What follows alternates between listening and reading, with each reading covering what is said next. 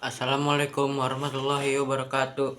Nama saya Raffi Budi Saputra dari kelas 7D. Saya ingin melakukan perbaikan nilai TK. Berikut hal-hal yang akan kita pelajari dalam bab 1. Dalam bab 1 kita akan mempelajari teknik informatika. Maka kalian akan cukup banyak berkutat dengan pemrograman atau programming, pengembangan perangkat lunak atau software, dan teknologi jaringan komputer. Pada dasarnya kalian akan menjadi penerjemah suatu ide yang harus dituangkan dalam bentuk digital menggunakan bahasa pemrograman tertentu.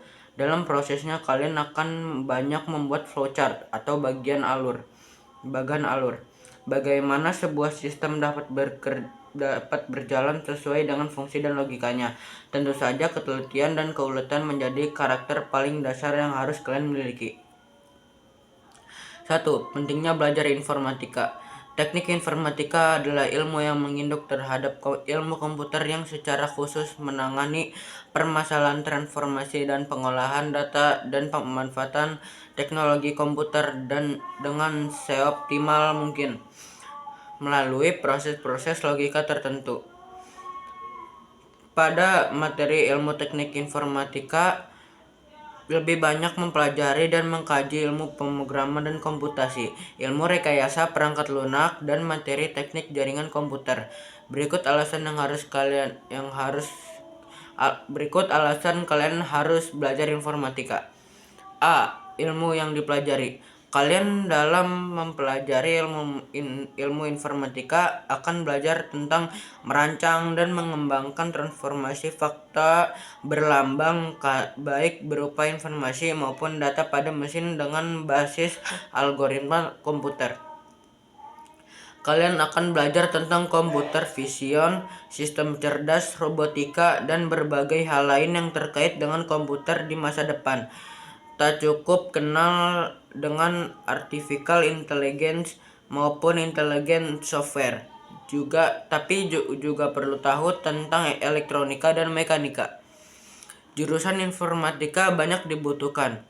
Jurusan teknik informatika didirikan untuk menghasilkan tenaga muda yang profesional dan terampil pada bidang teknologi informasi. Jurusan teknik informatika bertujuan pada pengembangan perangkat lunak berkualitas hingga pemutahiran aplikasi yang berbasis pada artificial intelligence, robotika, keamanan informasi dan jaringan, pengelolaan informasi multimedia, dan pengolahan data. Oleh karenanya kalian akan bertemu dengan pemrograman, arsitektur komputer, perancangan dan analisis algoritma, jaringan komputer, sistem operasi, sistem cerdas, teori komputasi, analisis numerik, rekayasa perangkat lunak, dan sebagainya. C. Pengembangan kompetensi dan produktivitas. Teknologi bisa berfungsi sebagai alat untuk meningkatkan kompetensi dan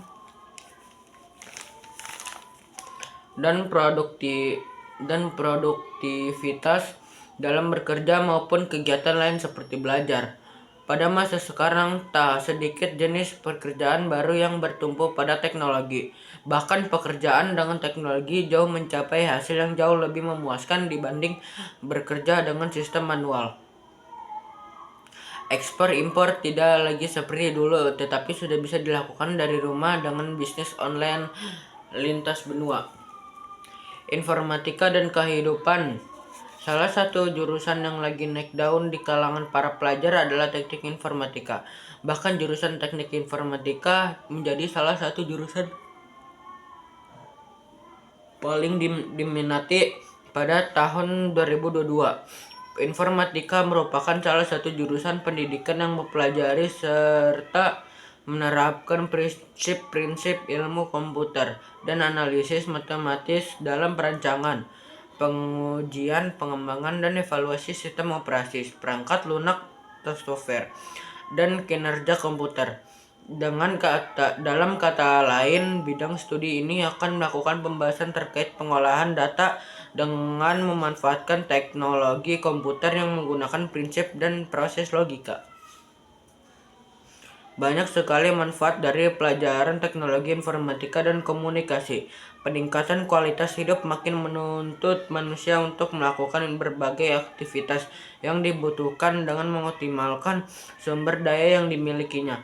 Teknologi informasi dan komunikasi yang perkembangannya begitu cepat secara tidak langsung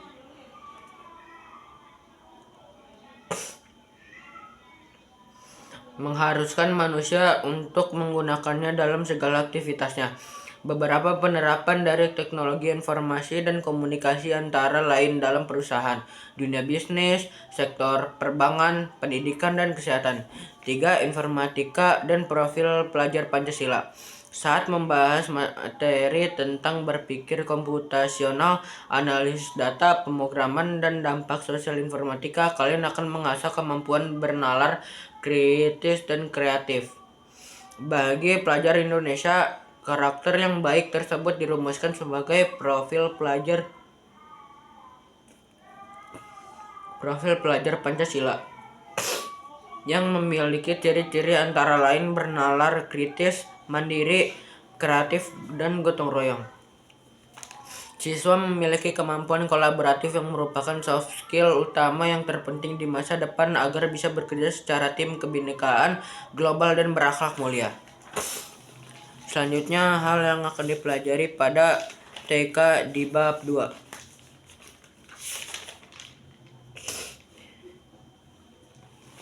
Algoritma. Algoritma erat kaitannya dalam dunia pemrograman. Sebagai siswa yang sedang mempelajari informatika, seharusnya kalian memahami algoritma ini terlebih dahulu sebelum mulai menerapkan ilmu informatika. Tidak ada salahnya menyimak materi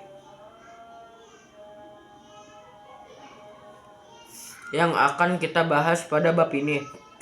Karena pada hakikatnya algoritma tidak hanya seputar pemrograman dan matematika saja, tapi juga ada dan hampir selalu diterapkan dalam kehidupan sehari-hari. 1. Fungsi algoritma dan penjelasannya. Algoritma dapat didefinisikan sebagai suatu urutan yang digunakan untuk memecahkan masalah atau melakukan sesuatu secara sistematis. A. Memecahkan masalah yang rumit. Makin rumit program yang akan dibuat, tentunya juga berpeluang menghasilkan masalah yang lebih banyak dan lebih rumit. Namun serumit apapun masalah yang datang, jika pada awal menerapkan algoritma yang tepat, pasti akan teratasi juga. B. Membuat program lebih sederhana. Satu program atau aplikasi pastilah akan menemui banyak fungsi yang kemudian dirangkai menjadi satu fungsi utama. C. Dapat digunakan secara berulang. Dalam dunia pemrograman menjadi suatu hal yang biasa bahwa keberadaan bahasa, tools, dan framework selalu diperbarui dan mengalami peningkatan. D. Mampu merapikan program yang dihasilkan. Penggunaan algoritma yang kurang tepat akan membuat program kurang rapi karena susunannya yang berantakan. Penggunaan algoritma yang tepat akan membuat alur program lebih urut dan terstruktur sehingga memberikan kemudahan pada programmer lain untuk mempelajari meskipun tidak ikut dalam proses pembuatannya. E. Mudah menemukan kemasalahan.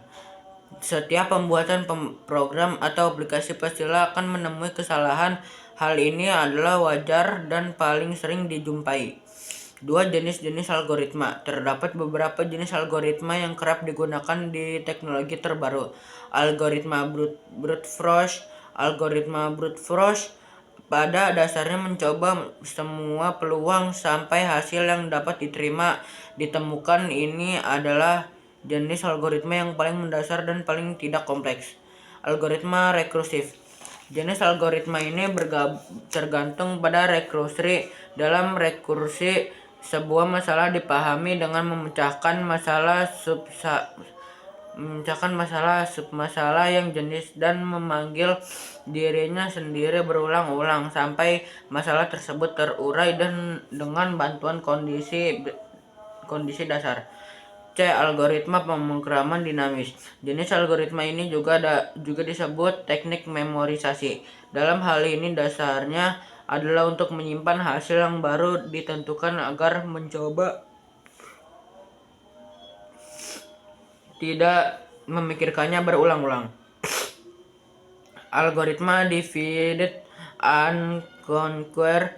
Dasar perkiraan dalam algoritma divide and conquer adalah untuk mengatasi masalah di dua area.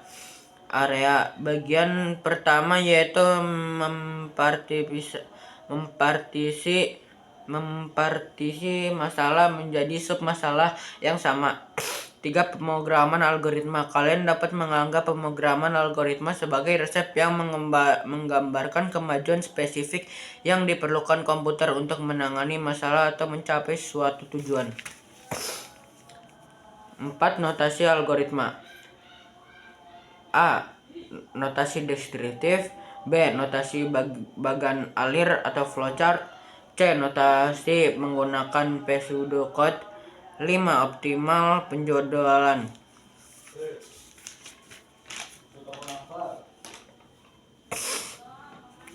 Selanjutnya hal yang akan dipelajari pada bab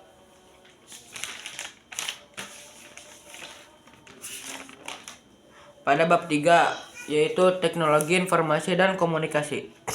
Antarmuka atau disebut juga dengan interface. Interface adalah kegiatan yang sering dilakukan oleh manusia pada saat menggunakan alat bantu untuk meringankan pekerjaannya. Antarmuka dapat menerima komunikasi atau informasi dari pengguna atau user, dan sebaliknya dapat memberikan komunikasi atau informasi baik kepada pengguna yang disebut user interface. Beberapa pentingnya antarmuka pengguna. 1. Pentingnya antarmuka pengguna. Seberapa pentingkah penerapan dari dasar user interface? Berikut ini kalian akan mempelajari beberapa alasan mengapa antarmuka pengguna sangat penting dalam sebuah pengembangan dasar produk user interface. A. Desain user interface membantu meningkatkan traffic website. B. Membantu memudahkan pengguna aplikasi. C. Mendukung terbentuknya user experience atau UX yang tepat dan optimal. 2. Manfaat user interface. Setelah mengetahui pentingnya sebuah desain antarmuka, selanjutnya akan dibahas mengenai manfaat user interface, sehingga kalian akan lebih paham mengenai tujuan dari pembuatan UI itu sendiri.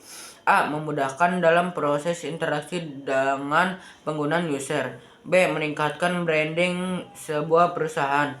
C. Meningkatkan keuntungan dalam bisnis. 3. Desain interface. Desain interface adalah proses pembuatan tampilan atau display di dalam perangkat komputer atau software yang berfokus pada desain. Berikut merupakan karakteristik yang dapat dijadikan acuan untuk membuat user interface yang baik.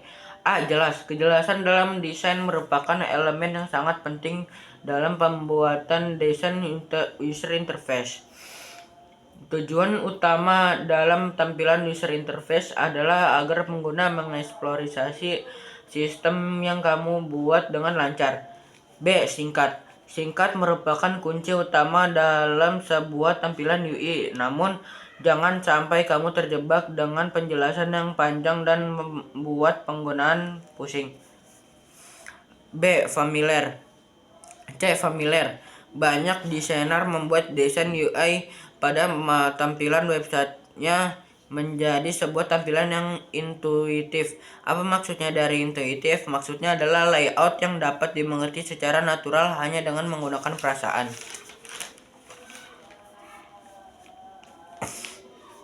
D. Responsif. Responsif memiliki dua arti. Arti yang pertama adalah cepat. Pastinya seorang pengguna tidak mau menunggu lama dalam membuka satu tombol navigasi. Konsisten.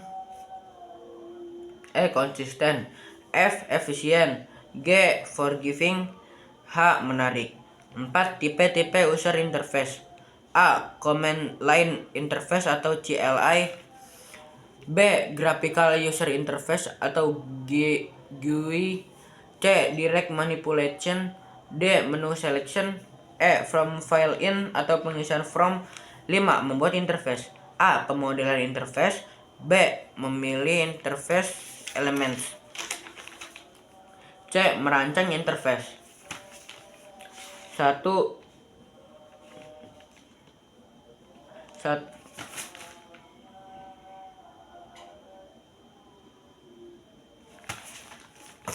Selanjutnya, hal yang dapat kita pelajari pada bab 4 yaitu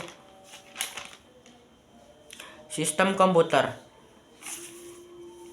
Sistem komputer yaitu suatu jaringan elektronik yang terdiri atas perangkat lunak dan perangkat keras yang memainkan tugas tertentu seperti menerima input, memproses input, menyimpan perintah-perintah, dan menyediakan output dalam struktur informasi. Selain itu, mampu pula diartikan sebagai elemen-elemen yang terkait sebagai menjalankan suatu kegiatan dalam menggunakan komputer. Komputer mampu membantu manusia dalam pekerjaan sehari-harinya. Pekerjaan itu seperti pengolahan kata, pengolahan angka, dan pengolahan gambar. Pada materi kali ini kita akan belajar tentang sistem komputer. Kita akan belajar tentang perangkat masukan, input device, perangkat proses device, prosesor, RAM atau random access memory, C. Papan induk atau mainboard, kartu VGA atau videograph array card, kartu suara atau sound card. 3. Perangkat keluaran output device. A. LCD proyektor. B. Monitor. C. Speaker. 4. Peranti penyimpanan sekunder atau secondary storage device. A. Hard disk.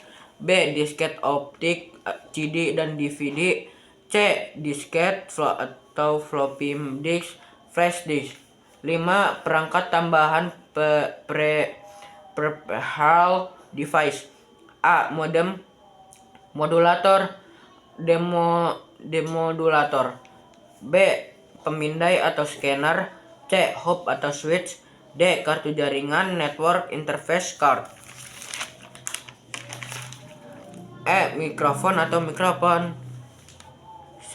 Sekian pembelajaran yang dapat kita pelajari dari MTK dari bab 1, 2, 3, dan 4. Sekian dari saya. Wassalamualaikum warahmatullahi wabarakatuh.